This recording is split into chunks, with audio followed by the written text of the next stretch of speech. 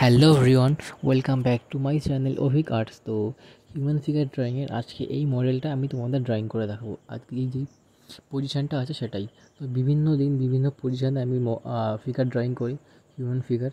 তো সেটা ড্রয়িং অনেকেই করতে পারে না। তো আমি পুরো বেসিক মাপগুলো তোমাদের কাছে শেয়ার করবো যে কীভাবে একটা ফিগারকে বা একটা ফিগারে কত রকম মাপ থাকে, একটা মাথা কত যত বড় হয়।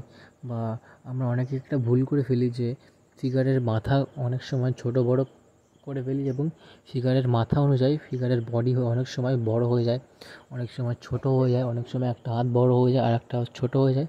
তো অনেক রকম ভুল আমরা প্রথমে করে থাকি। তো সেগুলোর জন্য তো আমরা কিছু বেসিক মাপ আমরা শিখব, যার কারণে সেই ভুলগুলো আমাদের হবে না। তো অনেকেই আমরা ফোন দেখে করি, আবার অনেকে মডেল স্টাডি করি, সামনে বসিয়ে রেখে যে কোনো মানুষকে সামনে বসিয়ে রেখে স্টাডি করি। তো আমরা সবাই তো স্টাডি ওইভাবে করতে পারি না।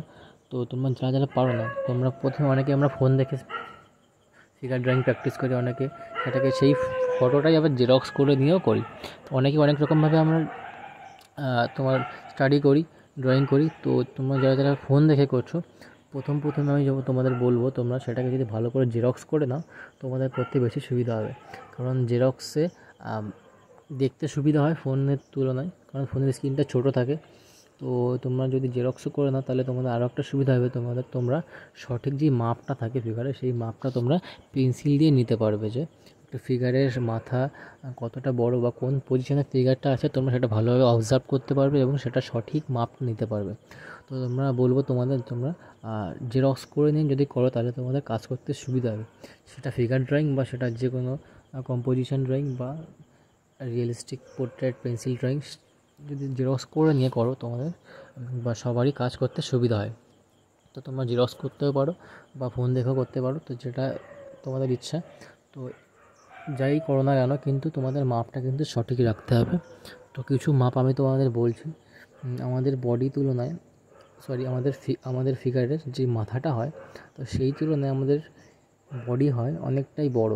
সেই মাপটা হচ্ছে 6.5, মানে যতটা বড় মাথা হবে তার থেকে আরও 6.5 যে মাথাটার হাইট ততটা আরও বেশি নিতে হবে। তাহলে আমাদের ফিগারটা তার ভিতরেই ওই 6.5-এর ভিতরেই ধরাতে হবে। মাথাটা বাদ দিয়েও কিন্তু 6.5, যে মাথাটা যত বড় হবে ততটা আরও 6.5 ভাগ আমাদের নিতে হবে এক্সট্রা, তা ওর ভিতরে ফিগারটা কমপ্লিট হবে।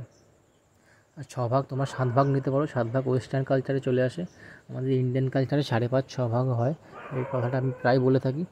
তো আমরা যেহেতু ইন্ডিয়ান, তো আমরা ইন্ডিয়ান কালচারটাই বেশি ফলো করবো। 5.5 ভাগ বা 6 ভাগ করলেও কোনো অসুবিধা হবে না। কিন্তু তাও অনেকেই মাপে ভুল করে থাকে, হাত বড় হয়ে যায়, পা ছোটো হয়ে যায়, বিভিন্ন ভুল হয় প্রথম আমরা ড্রয়িং করতে গিয়ে। আমারও ভুল হতো, এখনও হয়। সেগুলোই প্র্যাকটিস করি, আর তোমরাও প্র্যাকটিস করো। আর আমি যে মাপগুলো বলছি, তো মাথা থেকে একটা 2 ভাগ নেওয়ার পরে একটা পেটের অংশ থাকে সেখানে, তারপর থেকে আমাদের বেলি হয়, তারপর থেকে তার আরও একটা মাথা নিলে তারপরে আমাদের পেট, এর পরে আমাদের পায়ের পজিশনের কোমরের পজিশনটা চলে আসে। তো এইরকম মাপ থাকে আরও।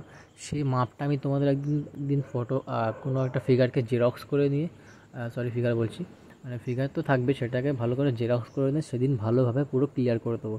তো আজকে আমি যে মুখে যেটুকুই বলছি, তো এই ফিগারে এই ফিগারটা যেটা ড্রয়িং করছি, এটাই অতটা ভালোভাবে দেখানো যাবে না।